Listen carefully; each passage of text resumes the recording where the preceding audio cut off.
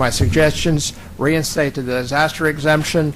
Don't take away the right to vote because your license is suspended for a moving violation. Allow IDs to be used for 1 year after expiration. People neglect the end of their license. I've let mine expire twice in 45 years.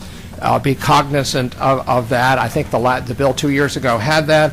Allow student IDs. Nobody is forging a UNC system ID to break into a polling place.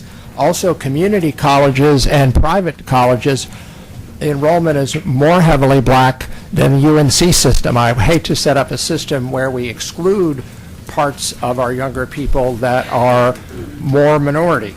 And don't exclude our private HBCUs if you decide to include Duke and Elon, etc. Be cognizant of the small college. Let's avoid excessive use of provisional ballots. One important thing: I've administered provisional ballots for the Wake County Board of Elections. It's a tedious, time-consuming process.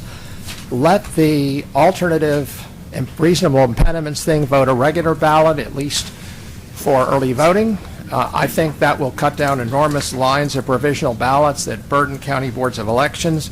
I don't see how we can implement this by the September 2010 primaries in Charlotte and several other cities that vote partisan elections. Let's look at November 2019 or the 2020 primary. Last, remember our state constitution specifically bars discrimination in state programs based on race. We need to be cognizant of that and not just what would meet a federal court requirement.